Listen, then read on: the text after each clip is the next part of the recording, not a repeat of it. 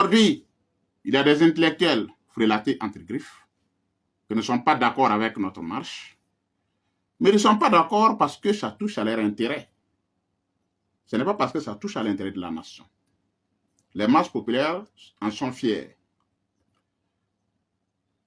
La guerre se fait. Nous sommes en train d'engranger des victoires. Nous sommes en train de construire le pays. C'est parce que le pays n'a pas été construit que la guerre est là. Il y a une corrélation entre la guerre et la pauvreté et la misère. Il y a une corrélation entre la guerre et le fait que les populations n'étaient pas impliquées dans les projets de développement. Beaucoup de gens ne comprennent pas ça. La guerre n'est que la conséquence de nos inconséquences. J'ai dit ça une fois à l'université Norbert Zongo de Koudougou. D'autres n'ont pas compris. Donc, je vais m'arrêter ici pour aujourd'hui. Rendre encore une fois hommage au capitaine Ibrahim Traoré, à tous les membres du gouvernement, au Premier ministre et à tous les membres du gouvernement. Leur demander de continuer leur détermination, leur combat pour le Burkina Faso. Se battre pour son pays n'a jamais été un mal.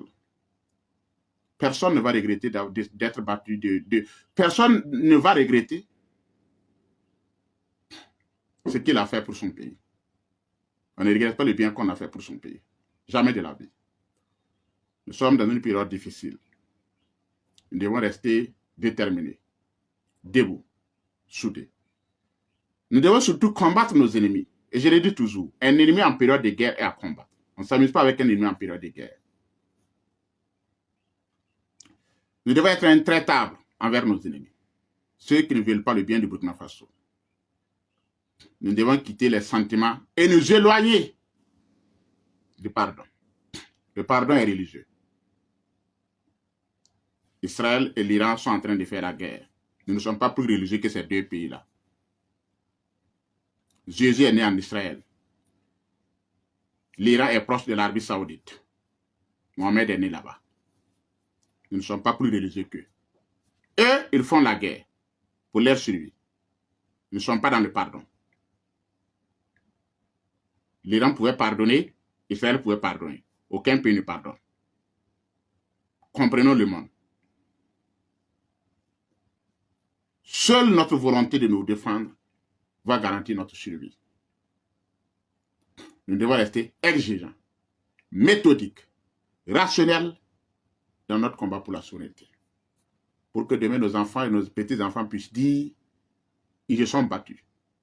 Ils ont engagé des victoires, même s'ils n'ont pas tout fait. Effectivement, Dieu ne nous demande pas de tout faire.